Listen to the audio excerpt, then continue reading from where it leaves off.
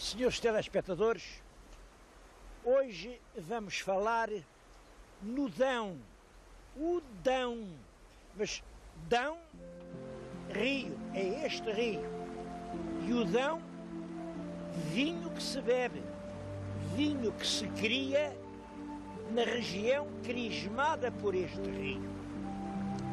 Vamos, portanto, falar no rio, na região, no vinho, mas principalmente no horizonte histórico privilegiado que realmente aqui existe.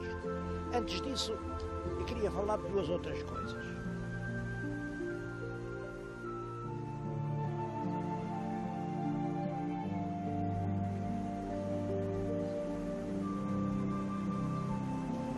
Bom, a primeira coisa era esta. Lembram-se que eu no primeiro programa pedi para isto ser um programa participado, não ser só eu a fazê-lo, os senhores telespectadores mandarem também as suas ideias, as suas coisas. Ora bem, uma telespectadora de Cascais manda-me um livro que eu acho realmente um encanto, que ela está a preparar, que são os mitos e lendas célticos. Tem os textos, tem desenhos feitos pela própria autora, que eu acho que são cheios de interesse. E pergunta-me se não há também temas para uma história de mitos portugueses. Quem me manda isto é a senhora Dona Maria Madalena O'Neill. É claro que há imensos mitos portugueses, basta seguir os programas para os encontrar a cada passo. E o outro assunto é diferente, mas também é interessante. Recordam-se no Bussaco de eu lhes mostrar aquele códice precioso, que o senhor engenheiro Francisco da Silva, que veio da Alemanha a Lisboa, encontrou na Feira da Ladra e teve a generosidade de me oferecer para eu fazer dele o que entendesse. Bom, eu mostrei-o na televisão e aconteceu o que era de prever. Aquilo foi roubado num importante departamento do Estado. Quando eu mostrei na televisão, o diretor do departamento disse: cá está o códice que me roubaram. Telefonou-me, eu disse-lhe: bom, prove que é realmente esse, assim foi, lá estava no catálogo. Eu tenho aqui o ofício do senhor vice-presidente do Instituto de Investigação Científica Tropical, e é um ofício a agradecer-me que eu tenha devolvido à sua legítima procedência. É claro, não tem nada que agradecer, mas isto mostra bem a utilidade que pode ter um programa cultural. É o serviço do Estado a deixar-se roubar e é o programa privado a restituir as coisas aos lugares de onde nunca deviam ter saído.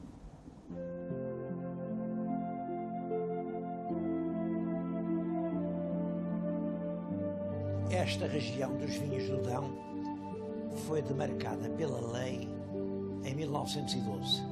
É, depois da região do Porto, a mais antiga região portuguesa de vinhos demarcados. Bom, mas o que é preciso perceber é isto. Muito antes da lei, foi a natureza que a demarcou. E demarcou-a de uma forma muito clara. Fez uma espécie de grande berço de montanhas, a protegê-la da maresia e dos ventos que vêm do Atlântico. 3 serras: a Serra da Nave, a Serra do Caramulo, a Serra do Bussaco. Do outro lado, a protegê-la dos calores que vêm da meseta castelhana, a Serra do Açor, a Serra da Estrela, a Serra da Lousã. No meio fica um solo predestinado. é um solo feito da decomposição das grandes lajes de granito. Fica uma terra diferente e única no mundo. Única no mundo. É isso que explica que ela também dê um vinho diferente de todos os outros. Tenho aqui, junto de mim, uma prova desse vinho. É um vinho que tem vida. Este vinho em jovem é rubi. Parece um rubi claro ao sol. Depois o tempo passa e passa a cor do rubi e passa a ser assim, de um vermelho espesso, acastanhado, cor de madeira antiga. E, sobretudo, o paladar, uma das características é o aveludado, o veludo dos vinhos do Dão. Devo dizer que lhe estou a falar de coisas extremamente importantes. Importantes para tudo, para a economia. A média de produção anual destes vinhos é de 30 milhões de litros. Vocês pensem bem, se o mundo soubesse quanto isto vale, quanto isto nos podia render. Este que eu estou a beber tem uma marca que se chama Foral do Conde Dom Henrique, porque o Conde Dom Henrique, que era o pai do Dom Afonso Henriques, no ano de 1102, deu um foral aqui a estas terras e no foral dizia: do vinho que der, a 10ª parte é para mim. Quer dizer, já antes da monarquia se bebia aqui este bom vinho na região. Antes, eu acho que até muito antes. Vamos aproveitar e vamos dar uma volta no tempo.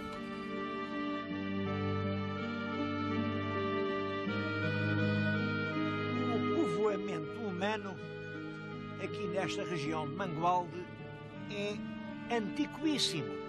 Eu acho que desde que os homens escolheram lugares para dizer: pronto, eu agora vou viver aqui, Mangualde terá sido habitado. Na minha frente está um dos mais antigos monumentos da região. É famoso, aliás. É a Orca da Cunha Baixa. Uma orca é uma sepultura, um túmulo. Esta é curiosa porque está ainda, enfim, está muito desmantelada, é claro, mas vê-se o que isto era. Tinha uma espécie de câmara mortuária mais alta e depois em frente vinha uma galeria toda forrada de pedras que servia de corredor para penetrar na câmara mortuária. E tudo isso era coberto de terra, de maneira que ao longe via-se apenas uma ondulação suave no terreno. É, portanto, um lugar, um túmulo, uma sepultura coletiva da gente que vivia aqui haverá 5.000 anos. É realmente neolítico e o período em que isto funcionou foi 3.000 anos antes de Cristo até 2.500 anos. Portanto, este monumento tem 5.000 anos. Isto é para lhes dizer que as populações que habitavam a região há 5.000 anos tinham já um certo nível de bem-estar. Por isso, podiam fazer os seus túmulos. Não acredito que fossem túmulos para todos, naturalmente, eram túmulos para os chefes. Os meus telespectadores estão-se a lembrar das pirâmides. As pirâmides são ainda túmulos, são os túmulos maiores que há no mundo, creio eu. São os túmulos dos faraós do Egito. Mas a ideia é sempre a mesma: restituir o corpo à terra. A outra forma era queimar uma grande pira de lenha e o corpo era reduzido a cinzas. Devo-lhes dizer que as civilizações que passaram pela Europa, umas enterraram os seus mortos. Por sinal, são essas que nós hoje podemos conhecer melhor. Porque nos túmulos ficavam sempre muitos restos de vida. Outras queimavam-nos.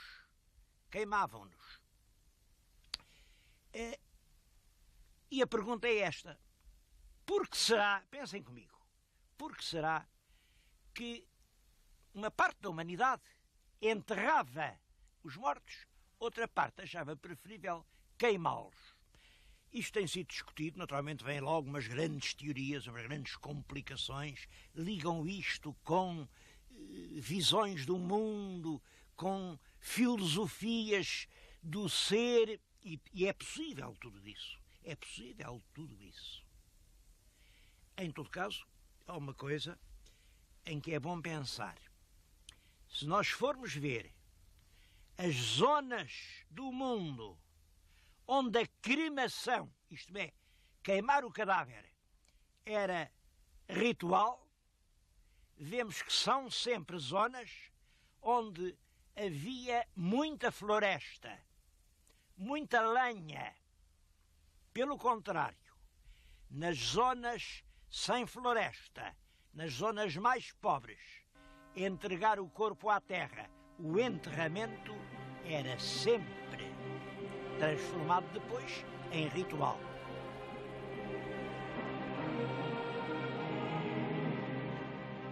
Depois daquele túmulo que vimos, passam 30 séculos.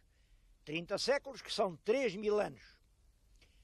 É o tempo romano, isto fala do tempo romano. Isto é o que resta de uma Citânia que foi habitada entre o século I e o século V da Era de Cristo. Devo dizer que havia aqui muitos vestígios deste género. E eu vou só contar uma história. Foi encontrada uma, começaram as explorações. De repente, imaginem o que apareceu. Um púcaro. Mas um púcaro cheio de moedas de ouro. Ora, corre a notícia do púcaro, toda a gente vai às ruínas e esbarrondaram aquilo tudo. Destruíram de tal maneira os vestígios que a gente hoje já nem sabe aonde eram.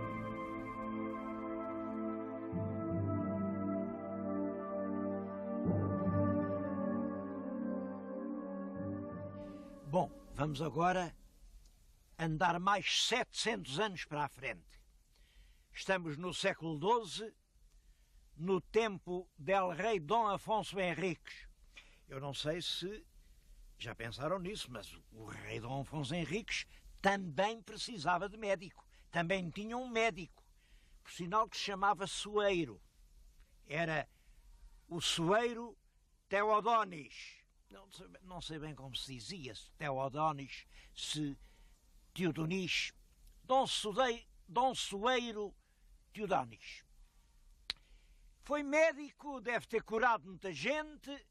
A verdade é que quando chegou ao fim da vida, deixou de atender doentes e meteu-se num convento. Imaginem que estamos exatamente aqui, perante o Real Mosteiro de Santa Maria de Maceiradão, que foi fundado pelo médico del rei Dom Afonso Henriques, Dom Soeiro Teodonis. Ainda tem lá panos de muralha do século XII. Aquilo era inicialmente dos beneditinos. Depois passou aos cistercienses. Tem edifícios do século XIV, XVI, XVII, XVIII. Até que, é claro, quando veio o liberalismo, foi vendido em asta pública, entrou na posse privada e isto aqui há 20 ou 30 anos era realmente uma dor de alma. Deve-se ao atual proprietário que os telhados têm outra vez telhas, os muros estão outra vez de pé. Bom, Em todo caso, isto, o Real Mosteiro, nunca foi classificado pelo Estado. Está à mercê de que qualquer proprietário privado queira fazer dele. E se há proprietários responsáveis e com consciência cultural como estes atuais, outros virão que possam ser diferentes. É absolutamente urgente classificar o Real Mosteiro de Santa Maria. Classificá-lo e iniciar naturalmente o restauro, porque isto como está, faz pena a gente entrar ali num sítio em que se escreveu uma parte tão grande da história de Portugal. É evidente que um dono privado não pode manter como se fosse um museu um edifício toda esta envergadura. Bom, eu vou continuar a história, mas aqui fica um apelo. Classifiquem e restaurem quanto antes este Real Mosteiro de Santa Maria de Maceiradão.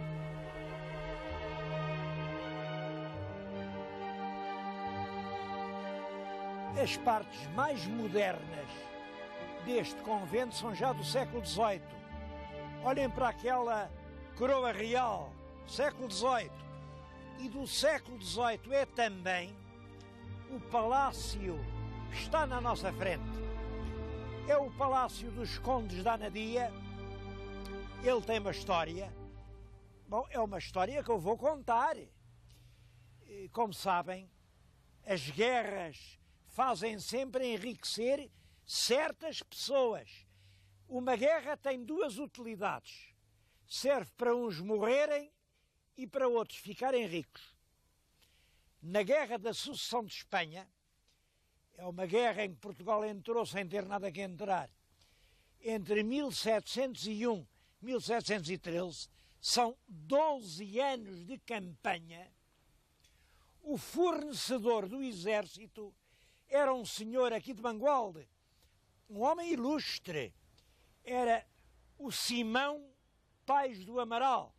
O Simão Pais do Amaral vendia cevada para as bestas, trigo para os homens, pólvora para os canhões. Imaginem, 12 anos a fornecer um exército em guerra.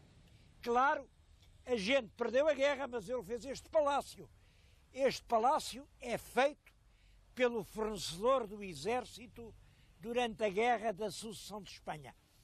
É por dentro um edifício lindíssimo. Não vamos lá dentro, como calculam, é privado. Hoje é muito difícil abrir um palácio privado ao público, porque as pessoas roubam tudo e eles não têm guardas, é natural.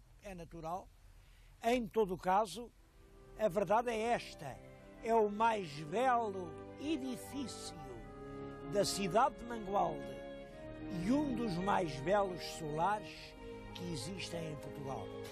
A família Pais do Amaral deu ao país gente muito notável. Há grandes vultos chamados Pais do Amaral. O neto ou bisneto, não sei, deste Simão que fez a fortuna, casou com a herdeira do título dos Condes da Anadia. Os Condes da Anadia são os condes que a senhora Dona Maria fez. Enfim, isto chama-se hoje Palácio dos Condes da Anadia.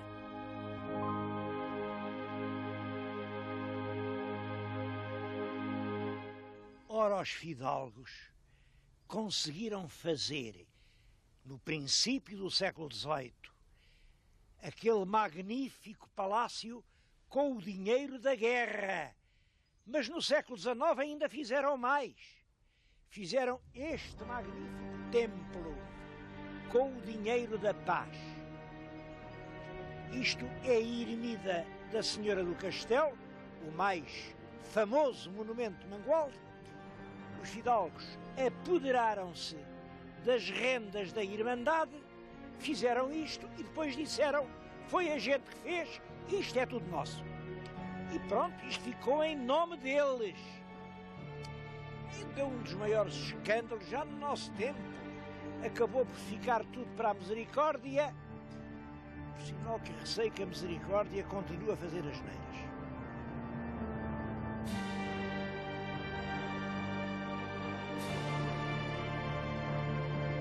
Este morro da Senhora do Castelo era um rochedo gigantesco, parecia uma pedra só, uma coisa imensa, e foi isso que atraiu os deuses e os castros e os santuários neolíticos. Era isso que fazia os milagres. Olhem aquela tábua.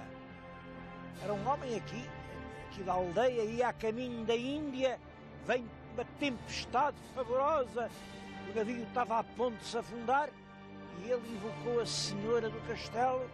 A Senhora do Castelo mandou acalmar o vento e o mar, e a prova que o homem se salvou é que este quadro está aqui. Ora bem, eu acho que esse rochedo gigantesco, que era o verdadeiro monumento disto tudo, está a ser pouco a pouco destruído. Bem, aquele corte lá embaixo, claro, teve que ser, a IP5 não podia já de ser. Agora, estes cortes novos querem só dizer isto: estão a destruir o rochedo para fazer canteirinhos para piqueniques. Oh senhores, vejam se entendem. O património não são só ruínas, não são só gravuras nos rochedos. Os verdadeiros patrimónios são os rochedos. Uma paisagem, uma vez destruída, nunca mais pode ser reencontrada.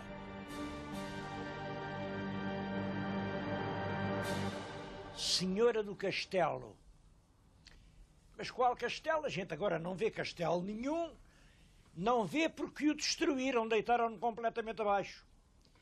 Existia aqui um belo castelo que não se chamava Castelo de Mangualde. Porque tudo isto não se chamava Mangualde. Esta era a terra de Zurara, ou de Azurara. E aqui havia o castelo de Azurara. Na terra de Azurara havia muitas pequenas aldeias. Uma delas, um lugarejo insignificante, chamava-se Mangualde. Era uma entre muitas.